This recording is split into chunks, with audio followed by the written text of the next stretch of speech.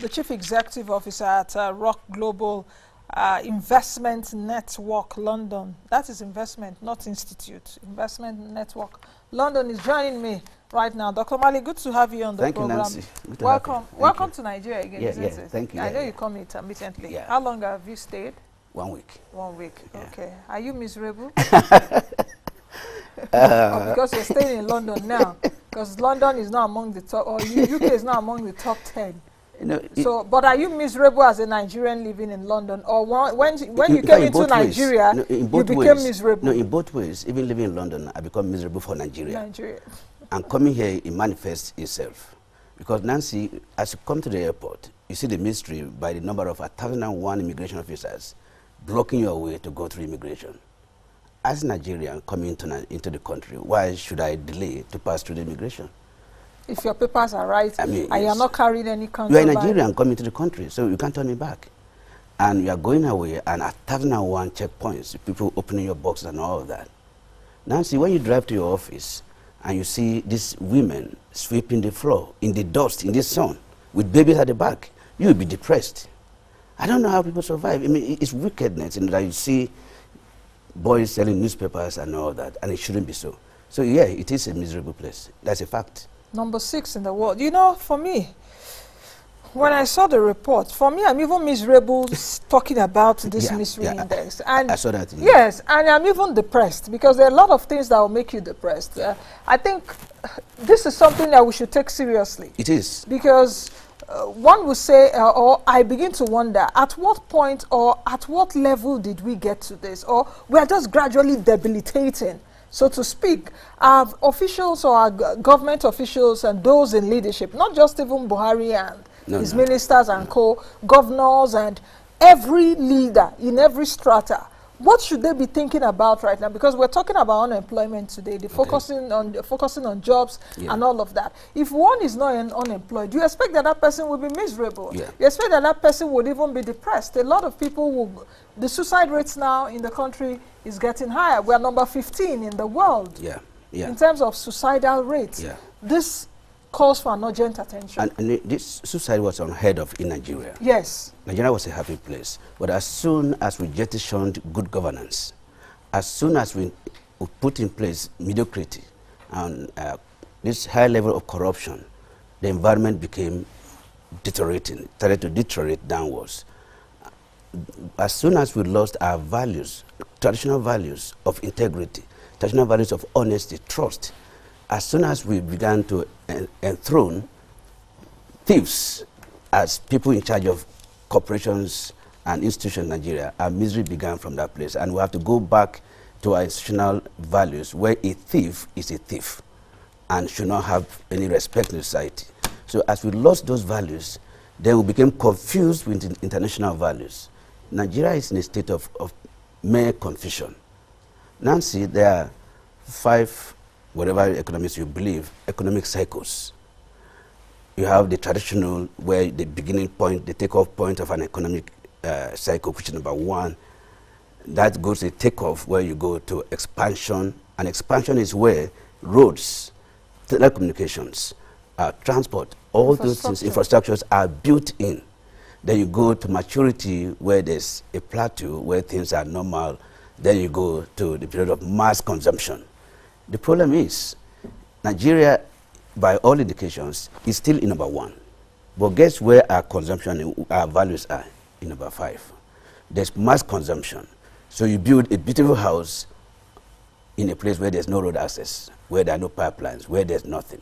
So we consume so much, and yet we have not been able to produce them. So until we're able to identify where we are in economic cycles and begin to be realistically say, this is where we are now, and what we should be doing. And the number 1 is where employment is actually generated, because that's where every aspect that brings about industrial development is put there. It's when those things are in place that will begin to go to the various areas of cycle. But we're so confused. If you ask anybody, which economic cycle are we?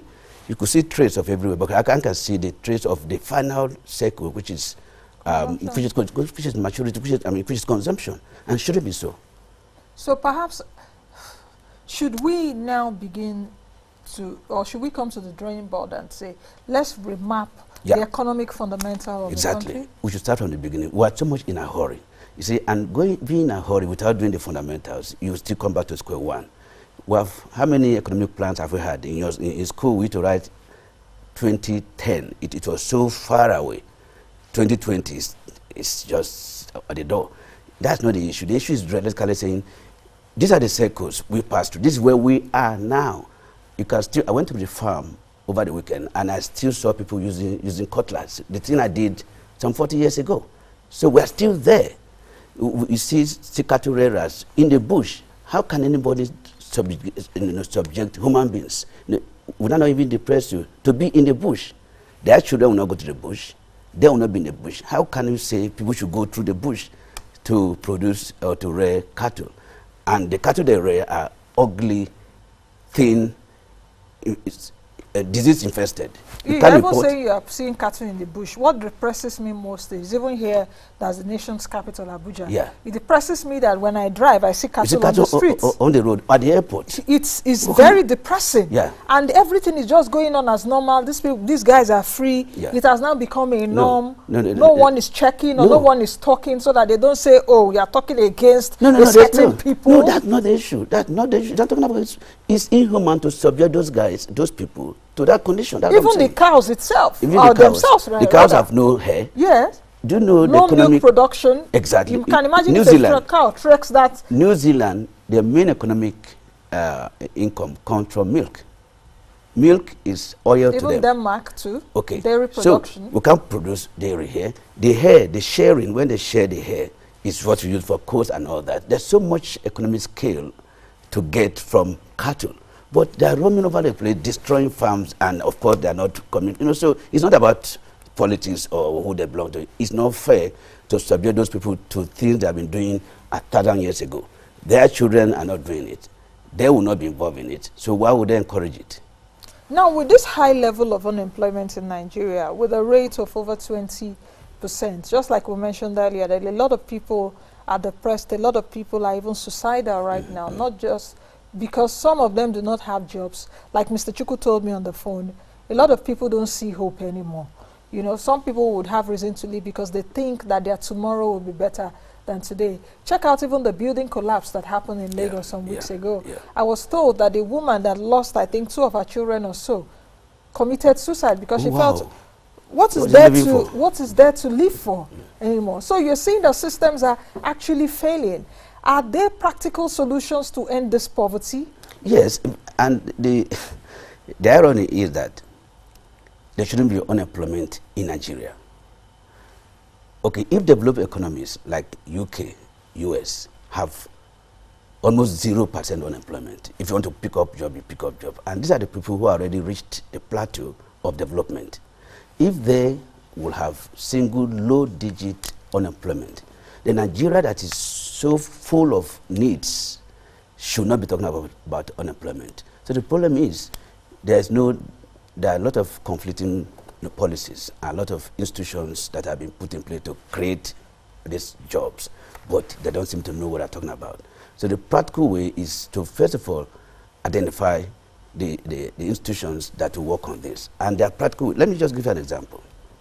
Transport, take transport. Nancy, do you know the number of jobs that can be generated right now on this table? Hundreds of thousands of jobs, if the road to Jos is good. 2, if you create what we call rest spots from here to Jos. 3, 1 rest spot will create over 1,000 jobs, restaurants, petrol stations, both shops. Direct and indirect. Indirect, exactly. So if you multiply both Jos, you're going to have 3,000 jobs. Jos to Bauchi, 3,000 jobs. Across the country, we have gotten over 1 million jobs, easily. So why are we not doing that? If you go to the capital market, which is where my direct area. Now the capital market in Nigeria, what capital market needs is volume. So we have the population. Population of New York is 8 million. Lagos is forever 20, 35, I'm sure it may be 30 million. 20 million. It depends on the data. Exactly. 15 years ago it was. Now, what I'm saying is this. The capital market is so, the products are so limited. The volume is not there. The trading hours about 3 hours. Have they increased it now? No, it's more than 3 hours. It starts around 9, then closes at 2:30. Okay, how many hours is that? Pre-market session, close to 6 hours, 5 to 6 hours. Even then, that's a short time to trade. But what I'm saying, there are no products to trade on. Stock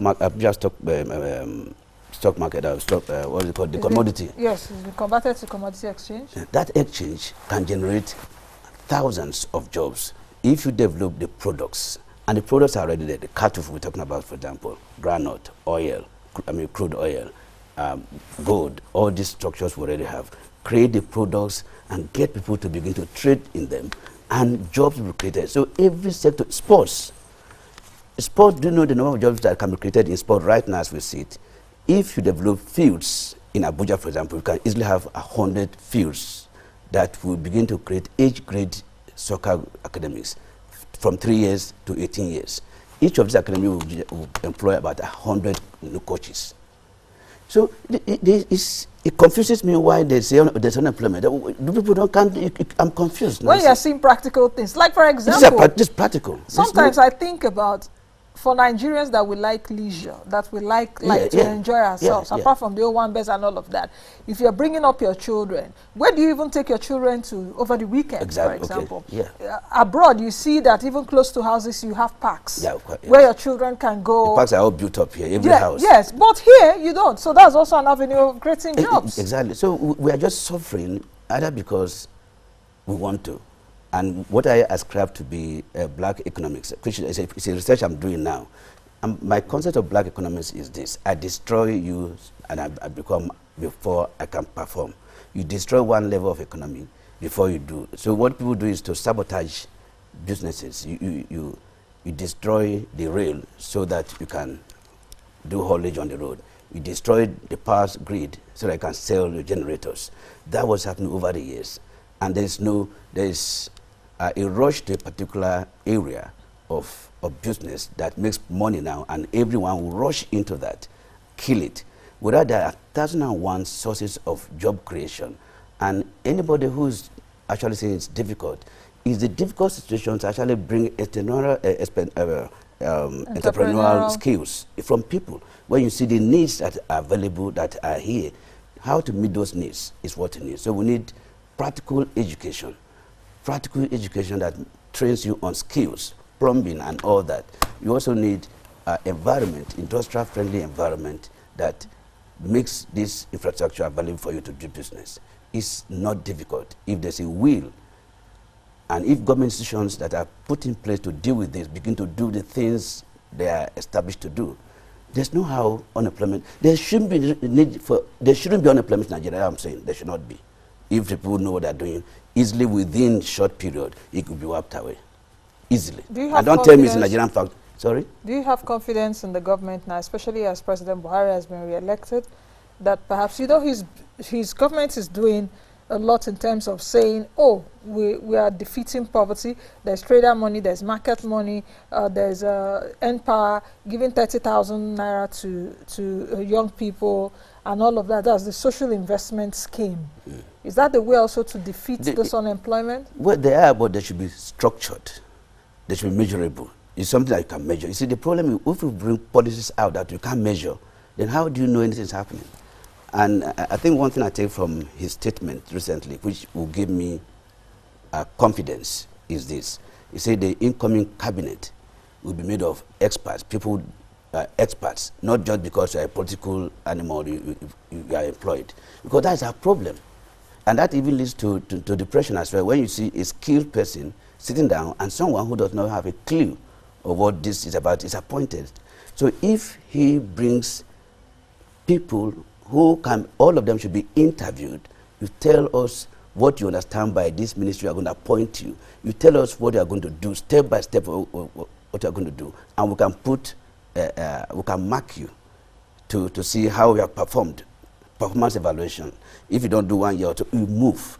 You know, so put people that have ideas, people that have seen it, done it somewhere, and begin to do these things. Not just bring people with, you know, because they are just politicians and are just look, go to ministries.